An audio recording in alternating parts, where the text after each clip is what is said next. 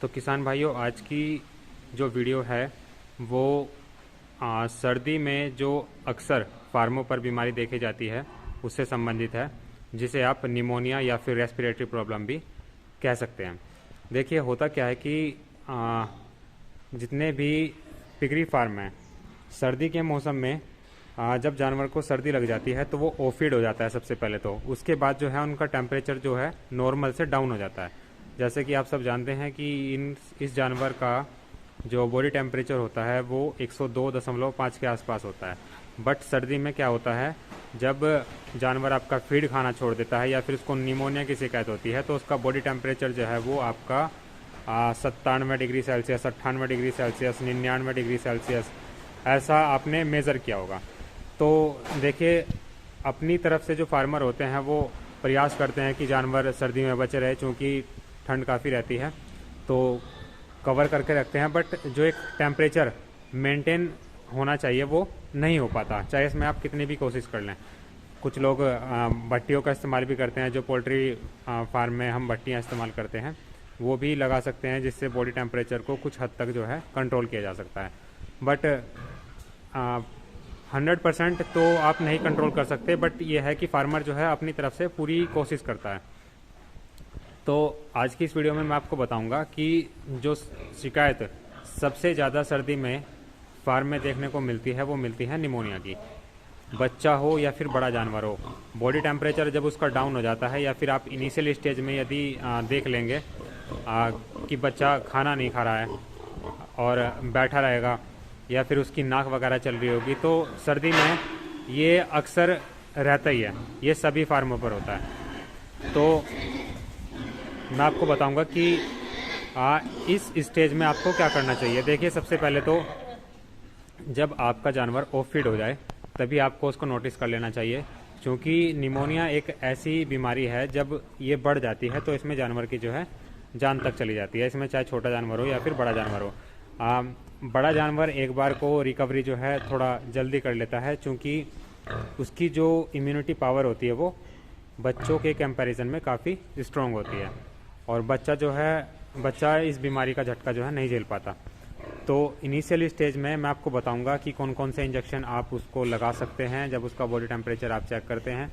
देखिए, अब जो निमोनिया की शिकायत है, जब ये अपना इनिशियल स्टेज में होता है तो इसमें आप इंजेक्शन इस्तेमाल कर सकते हैं, जेंटामाइसिन और ऑक्सीटेट्रासाइक्लिन। एक इंजेक्शन सुबह लगता है और दूसरा शाम को लगता है। इसके अलावा जब रेस्पिरेटरी प्रॉब्लम हो जाती है, कह सकते हैं जब उसको सांस लेने में दिक्कत आती है, उसकी जो है नाक बंद हो जाती है क्योंकि मलगम बहुत ज़्यादा हो जाता है। और इसका कारण एक ये भी होता है कि बहुत से बाड़े आपने देखे होंगे उनमें पानी रुक जाता है, क्योंकि ढलान सही से नहीं रहता। तो ढलान जो है जानवरों के बाड़े में काफ़ी सही होना चाहिए, ताकि उसमें जो पानी है वो पानी उनमें ना रुके। क्योंकि बच्चे क्या करते हैं, ज़्यादातर पानी में खेलते हैं, पानी में जाके बैठते हैं, क्योंकि ये जानवर जो है गर्मी थोड़ा ज़्यादा महसूस करता है। तो इन सब चीज़ों का आपको थोड़ा ध्यान रखना होता है। इसके अलावा बहुत से फार्मर ऐसे हैं जो मतलब एक अच्छे लेवल पर फार्मिंग कर रहे हैं, वो निमोलाइज़र का इस्तेमाल भी करते हैं, जिसमें जैसा आपने देखा होगा कि अपने घरों में जो हम भाप लेने वाली वो मशीन होती है वो भी इस्तेमाल करते हैं, ताकि जानवर की जो रिकवरी है वो थोड़ा जल्दी से की जा सके।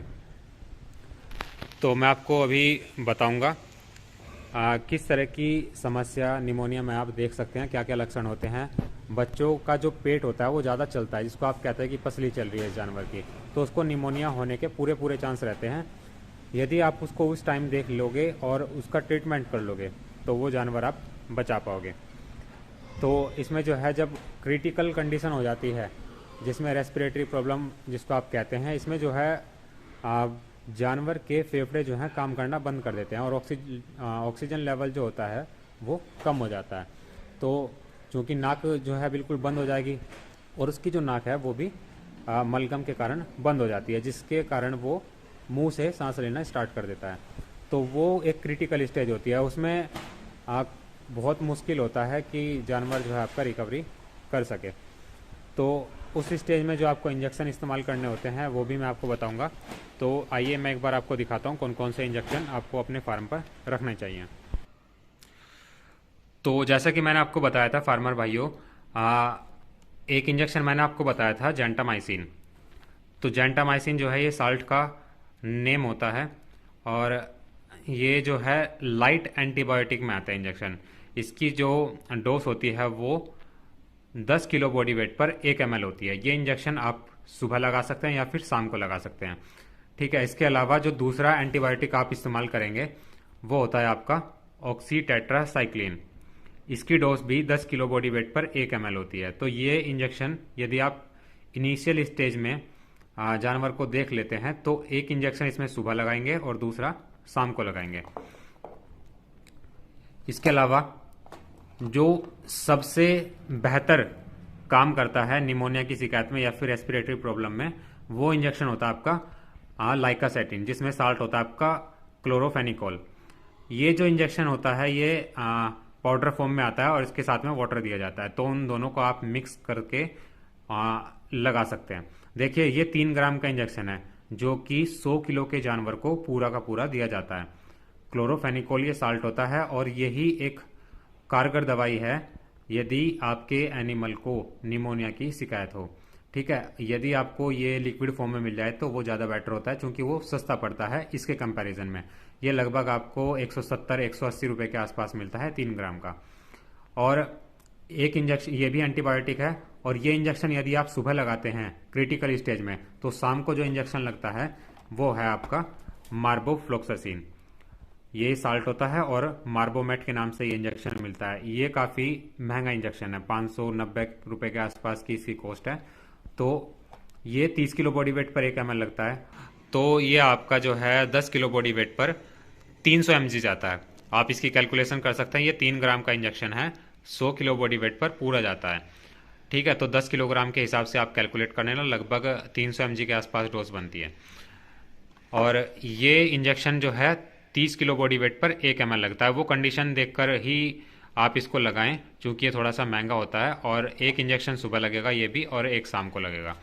इसके अलावा जब बॉडी टेम्परेचर जो है आपका डाउन रहता है, यदि आपकी प्रेग्नेंट फीमेल है और उसका बॉडी टेम्परेचर आपने नोटिस किया हो वो डाउन हो जाए 97 डिग्री 98 डिग्री, तो उस टाइम पर आप उसको ये इंजेक्शन दे सकते हैं। आइसोफ्लूड के नाम से इंजेक्शन आता है, 30 किलो बॉडी वेट पर 1 ml इसकी डोज होती है प्रेग्नेंट फीमेल्स के लिए, यदि उसका टेम्परेचर डाउन हो जाए तो आप इसको लगा सकते हैं। इसके अलावा आप उसको मल्टीविटामिन इंजेक्शन भी दे सकते हैं, क्योंकि उस टाइम पर जो है आपका एनिमल ओफ फीड होता है। तो कैलविट वगैरह आते हैं, ट्रिबीवैट आता है, ये जो है आपके मल्टीविटामिन वाले इंजेक्शन होते हैं सब। इसकी डोज आप लगभग लगा सकते हैं 20 किलो बॉडी वेट पर 1 ml के हिसाब से। तो टेम्परेचर को उठाने के लिए ये इंजेक्शन काम करता है। नॉन प्रेग्नेंट फीमेल्स जो होती हैं या फिर आपके बच्चे होते हैं उनके लिए आप डेक्सोना इंजेक्शन आता है वो इस्तेमाल कर सकते हैं। एक बार मैं आपको फोटो शेयर कर देता हूँ उसका भी।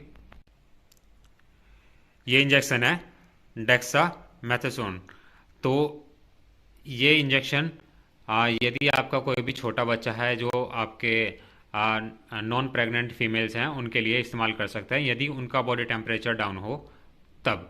क्योंकि ये इंजेक्शन थोड़ा सस्ता है तो इसका इस्तेमाल आप कर सकते हैं। और ये इंजेक्शन जो है लगभग 80-90 रुपये के आसपास पड़ता है और 10 ml की इसकी वाइल आती है। तो आप उसके अकॉर्डिंग आप इन इंजेक्शंस का इस्तेमाल कर सकते हैं। तो फार्मर भाइयों, मैं आशा करता हूँ कि मेरे द्वारा दी गई जानकारी आपको अच्छी लगी होगी। तो वीडियो को लाइक कीजिएगा, शेयर कीजिएगा और चैनल को सब्सक्राइब करना ना भूलें, ताकि हमारी वीडियोस का नोटिफिकेशन आपको मिलता रहे। तो फार्मर भाइयों, इसके अलावा यदि आप रेस्पिरेटरी प्रॉब्लम या फिर निमोनिया की शिकायत में इंजेक्शन आप लगाते हों तो वो आप हमें कमेंट करके बता सकते हैं, ताकि और फार्मर भाइयों की हेल्प भी की जा सके।